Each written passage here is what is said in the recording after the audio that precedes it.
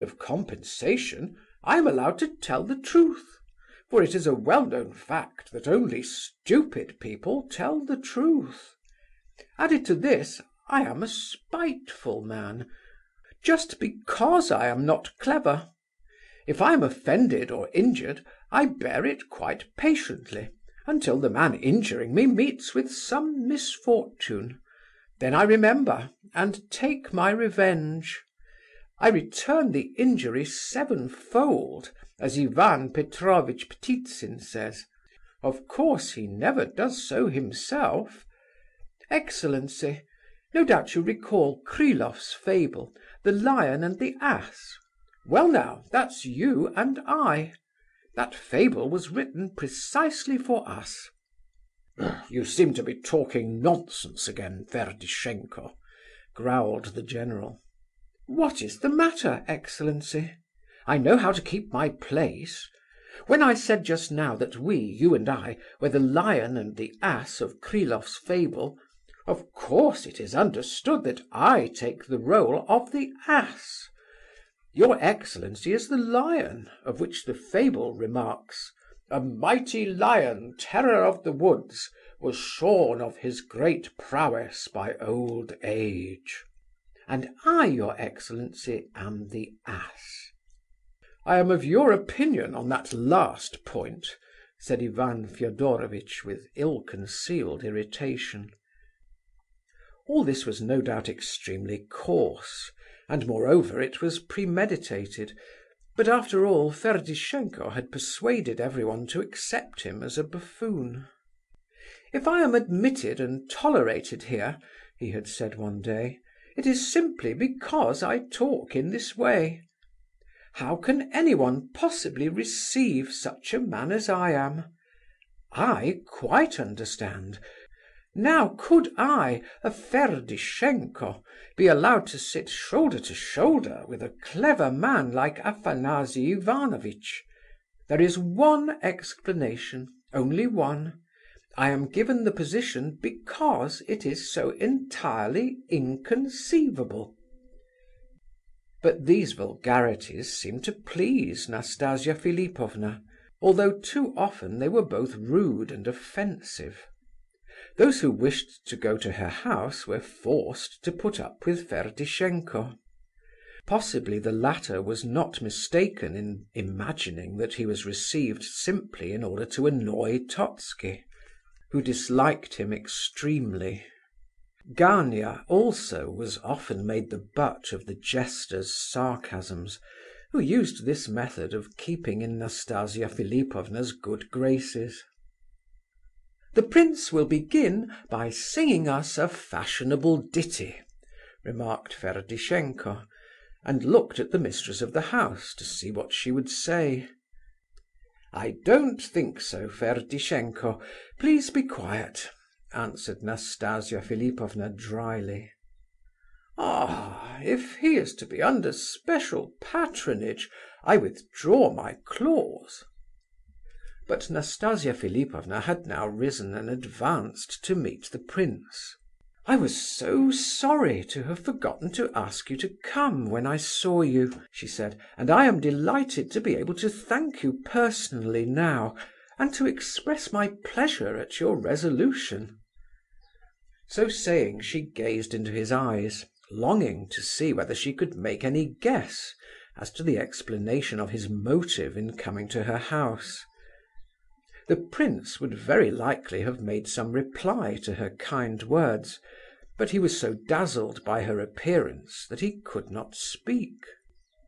Nastasia noticed this with satisfaction. She was in full dress this evening, and her appearance was certainly calculated to impress all beholders. She took his hand and led him towards her other guests. But just before they reached the drawing-room door, the prince stopped her, and hurriedly and in great agitation whispered to her, "You are altogether perfection. Even your pallor and thinness are perfect. One could not wish you otherwise. I did so wish to come and see you. Forgive me, please." "Don't apologize," said Nastasia, laughing. You spoil the whole originality of the thing. I think what they say about you must be true, that you are so original. So you think me perfection, do you?" "Yes." "Hmm. Well, you may be a good reader of riddles, but you are wrong there, at all events. I'll remind you of this tonight." Nastasia introduced the prince to her guests, to most of whom he was already known. Totski immediately made some amiable remark.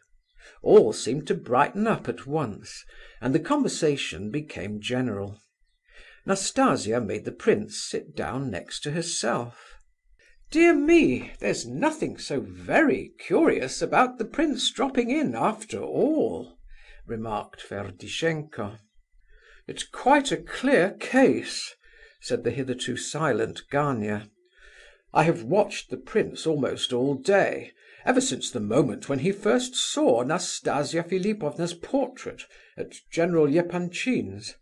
I remember thinking at the time what I am now pretty sure of, and what, I may say in passing, the prince confessed to myself."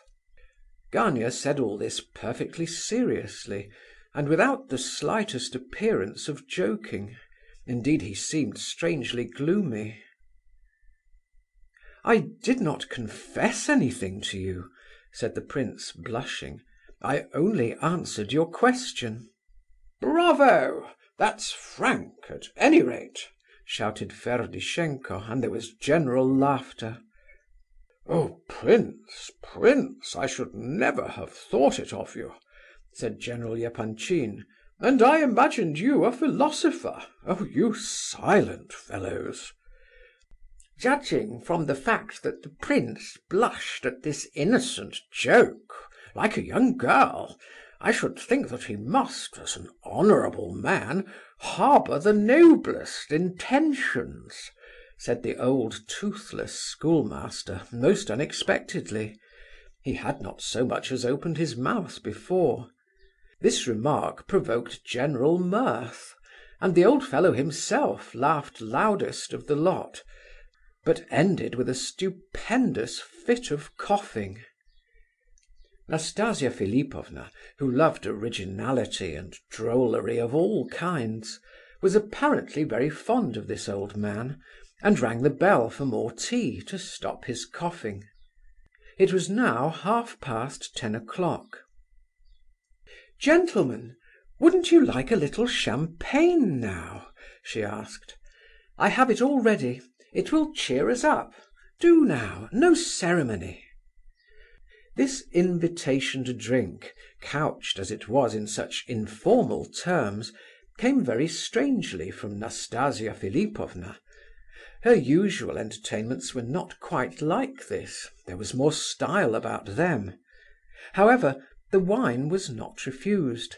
Each guest took a glass, excepting Gania, who drank nothing. It was extremely difficult to account for Nastasia's strange condition of mind, which became more evident each moment, and which none could avoid noticing. She took her glass, and vowed she would empty it 3 times that evening.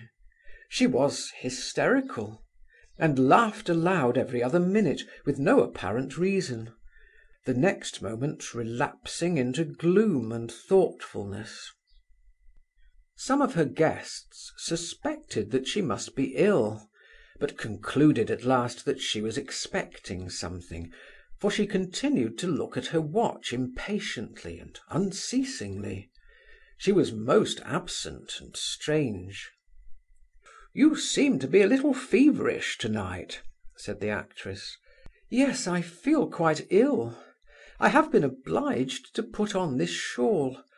I feel so cold," replied Nastasia. She had certainly grown very pale, and every now and then she tried to suppress a trembling in her limbs. "Had we not better allow our hostess to retire?" asked Totski of the general. "Not at all, gentlemen, not at all. Your presence is absolutely necessary to me tonight," said Nastasia significantly.